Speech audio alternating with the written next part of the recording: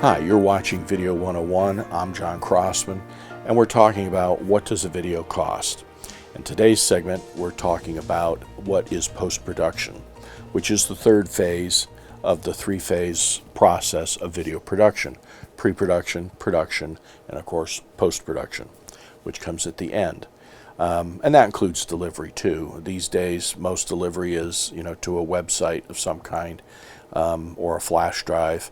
I used to make a lot of DVDs back in the day, and before that it was VHS tapes, and before that it was a lot of broadcast stuff on Betacam and digital beta and that kind of thing. And so the delivery keeps changing, but the post-production process is really where all the pieces come together. So the footage that you shot, the script that's been written, the narration that's been read of the script, interviews that have been done in production, those are cataloged, and the sound bites, what I call a sound bite, are picked, the interview segments. And of course that depends on the kind of video it is. Sometimes shoots are very structured. I just finished a project where the client was literally feeding the lines they wanted the person to say. By the time, we got 15 minutes into the interview, the person would say something really good, and the client would say, well, why don't you say it this way? And they would actually be able to say it that way. So in the end, it still came across as being authentic and looking good, but it was interesting. I haven't seen people get that involved with an interview in quite a long time. A lot of times I'm given footage and kind of told to make a story out of it. That was one of these kinds of projects, actually, where they shot a bunch of interviews and gave it to me and said, pull out the story that's in the interviews.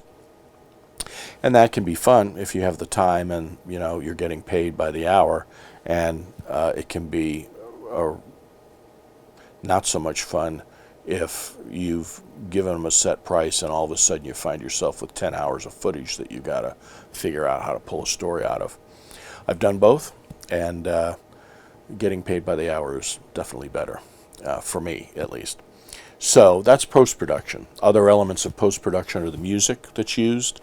High percentage of videos that I edit have music involved.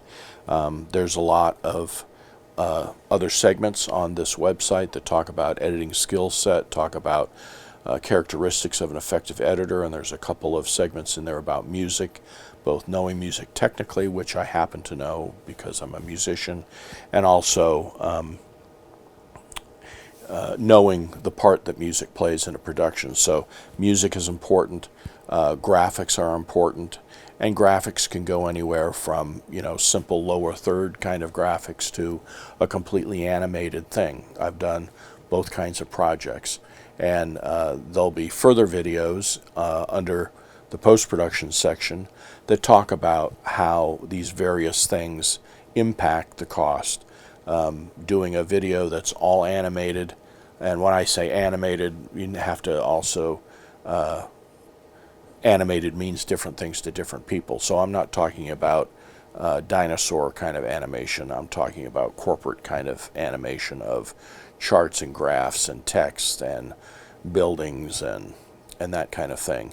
And some of it that looks really good can be put together pretty quickly. Some things that look pretty simple can take all day to do. And so we'll talk a little bit about graphics and animation and the impact that they have in post-production, as well as some other things. The better the pre-production has been, the smoother the production will be, and the smoother the production happens, then the better the post-production. But there are characteristics unique to post-production, which is now you've got all this stuff and you've got to put it together. Hopefully you've got a good script that has been shot to, and the producer lets you know where things are in the footage so that you don't have to go searching for them. And so if that's the case and we keep the organization intact, then post-production can be a great time. it'll also end up being one of the most expensive parts of the process, and that's why the planning is so important when you get to post-production, because anything that takes time costs money. And post-production, under the best of circumstances, is still a very time-intensive part of the project. And so there's some other segments that talk about how different aspects of post-production can impact what does a video cost. So this is it for this segment today. You're watching Video 101, What Does a Video Cost? I'm John Crossman. There are other videos coming talking about, like I said, these aspects of post-production, production, and also pre-production that will have a direct impact on what a video actually costs.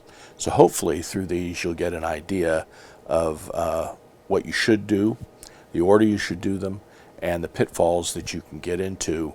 And really it's a matter, I think, of aligning expectations, right? You're not going to get a fully animated 10-minute video for $500 because it just can't happen. And on the other hand, you might get a 10-minute really well done video for a lot less than you expected to pay. So that's why there's no one answer. It's what you put into it depends on what the cost will be. So I'm John Crossman. You're watching Video 101. Thanks for watching.